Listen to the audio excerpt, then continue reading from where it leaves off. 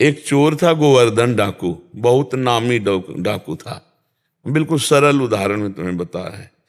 तो एक दिन राज कर्मचारियों ने उसका पीछा किया, और वो भागा, घोड़ा भी छोड़ दिया, पैदल भागा। तो एक जगह देखा, बहुत सत्संग हो रहा था, कथा हो रही थी।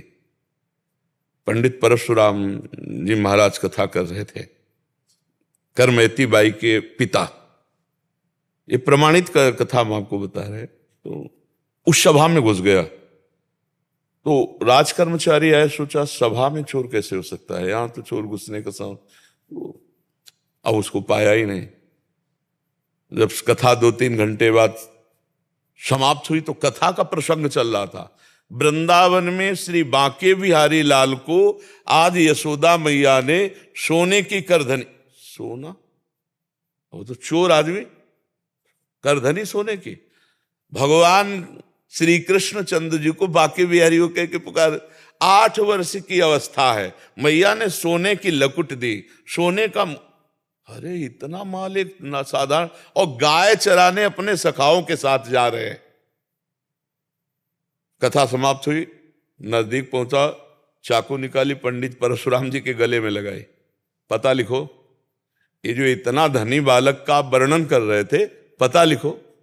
उन्होंने देखा तो उनका डाकू है जो मेरा नाम सुन करके भयभीत हो जाते हैं, हमारा नाम गोवर्धन डाकू है।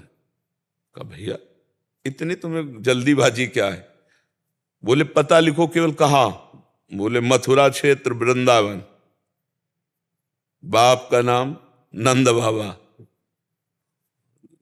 कन्हैया, गाय चराने।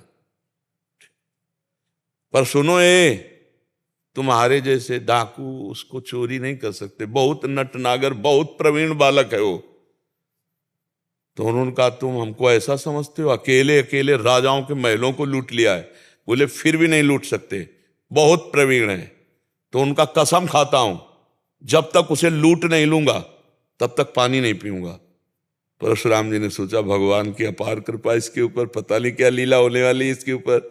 उन्होंने कहा सुनो, हमारी तरफ से माखन मिश्री ले लो, जब तुम्हारा बस ना चले तब माखन मिश्री उसे खवा देना। हाँ ये बात भी ठीक है, बच्चा है, फुसला के काम चल जाए तो मारना काहे को पड़ेगा।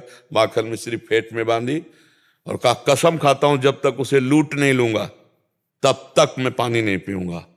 पर नाम क्या बताया तुमने? इतना बड़ा नाम तो। बोले श्याम सुंदर। श्याम सुंदर, श्याम सुंदर, वृंदावन, गाय चराना, श्याम सुंदर। अब भगवान का चिंतन बनने लगा। देखो चिंतन बनने लगा। अब वो पैदल चल करके आया। अब एकांत में जहां गाय चरते तो पूछते श्याम सुंदर की गौएं कौन है? बोले सबे हैं, ये ब्रजमंडल है, हर गौशाला भगवान के नाम की है। नहीं, बोले वो जो यशोदा मैया ने श्रृंगार करके चराने में, बोले वो तो कथा में लिखा है, प्रगट में थोड़ी अब रह गया। अरे बोले नहीं, पंडित जी झूठ नहीं बोल सकते। हम लोग चोर डाकू झूठ बोल सकते हैं, पंडित थोड़ी झूठ बोल सकते हैं। भगवान तो है ना, वो अपने भगवान को तो श्याम सुंदर है ना। अब एकांत में विकल हो गया और कहा अगर कोई ईश्वर है तो मुझे श्याम सुंदर से मिला दे, क्योंकि मैंने कसम खाया है बिना लूटे पानी नहीं पिएंगे। इतने में आवाज आई एक ग्वारिया पर, ए श्याम सुंदर तुम्हारी गाय इधर जा रही। अरे दौड़ा उधर, देखा कमर में हाथ रखे, न जाने कौन से गुण पर दयाली दिली जाते हैं, पीतांबर की फेट, वैसे ही श्रृंगार जैसा पंडित जी ने वर्णन किया था। श्याम सुंदर, कमल नयन, मोर मुकुट और करधनी और लकुट। उसने हर चाकू निकाली, हर सखा को, और वो सब सखा दिव्य, वो गायें दिव्य भगवान ने प्रकट की थी। सब सखाओं का भाग जाओ नहीं मार डालेंगे। भगवान ने इशारा किया कि जाओ इसको हमें एकांत में निहाल करना है। बोले हाँ बोल रहे। बोले तू डरता ले क्या? बोले अब काल से भी नहीं डरते, तेरे से क्या डरना है। बोले मेरा नाम नहीं सुना होगा इसलिए तू डरेगा। अब ये मेरा नाम गोवर्धन डाकू, तो गोवर्धन ही तो नाम है ना, मेरा नाम गोवर्धन धारी है। भगवान उससे जब वार्ता कर रहे हैं तो उसका जीवत्व तो नष्ट हो रहा है, अज्ञान नष्ट हो रहा है। उन्होंने देखा बड़ा प्रवीण पंडित जी कह रहे थे माखन मिश्री खवा के काम कर ले। बोले सुनो, भगवान ने कहा अच्छा ऐसा प्यार करते हो? बोले प्यार के लिए नहीं है, ये सोना चांदी जो पहले ये उतारने के लिए। वो कहा ये तो वैसे ही उतार देंगे, लाओ तुम्हारा। माखन मिश्री खाई और कहा थोड़ा तुम खाओ, और जे भी भगवान ने चखाया उसे भगवत अज्ञान हो गया। अब भगवान को साष्टांग दंड, प्रभु प्रभु।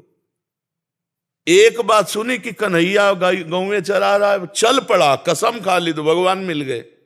यहाँ जीवन व्यतीत हुआ जाता है, हलवा पूड़ी खा करके दिनचर्या का बैलेंस बनाते रहते हैं, तो भगवान कहाँ मिले? जब भूख प्यास सहकर केवल भगवान के दर्शन के लिए, तो भगवान उसी समय प्राप्त हो जाते हैं। हम लोग सुनते बहुत हैं, समझदार बहुत हैं, नहीं करना चाहिए ये भी जानते हैं, लेकिन भजन ना होने के कारण हम उसको उतार नहीं पाते हैं। भजन शुरू करो, अभी बात बन जाए। नाम जप करो और निश्चय करो कि मुझे इस मार्ग में चलना है, तो पापाचरण नहीं करना है, गंदी बात नहीं करनी, किसी को दुख नहीं देना, किसी का अहित नहीं करना, तो मंगल शुरू हो जाए। अभी दिव्यता आने लगे अंदर, अंदर की दिव्यता, ये बाहर शरीर का राग छूट जाता है। समझ पा रहे आप?